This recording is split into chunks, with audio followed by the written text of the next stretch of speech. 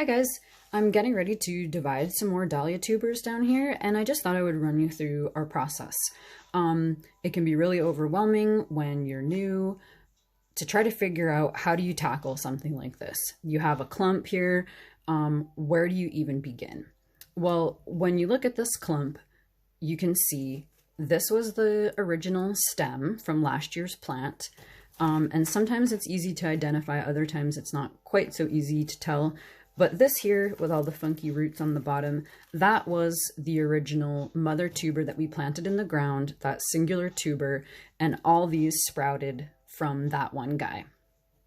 So when you're looking to find a good tuber to plant, or figuring out how you're going to start dividing something like this, you've got to keep in mind that you want a good strong tuber with a solid neck and a viable eye. Those are the most important things. This is where the new plant is going to sprout from, right there. When you look at a tuber, you can see you have the main tuber, the neck, and this is the crown here, which is attached to the stem. You're only ever going to find eyes at the top, up here at the crown, where it attaches to the stem. You're never going to find them down low. Occasionally you'll have tubers that sprout another tuber.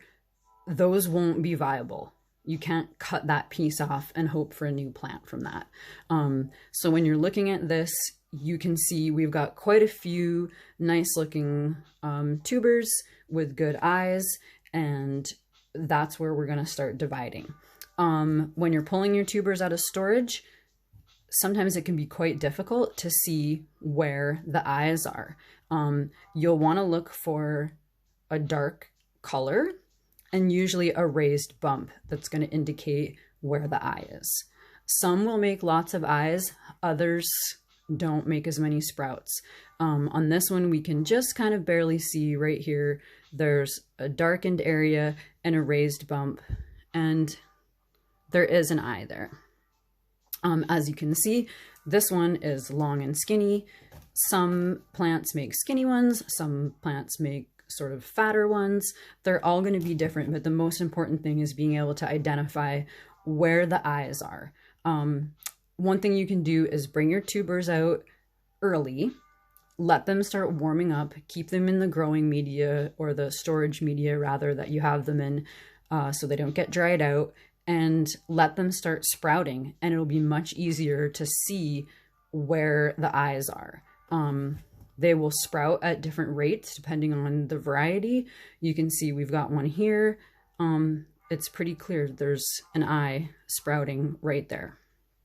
So if you wait, let them get warmed up a bit, it might be a lot easier, especially if you're just getting started. But the main things to keep in mind are the strong neck, connected strongly to the crown with a viable eye.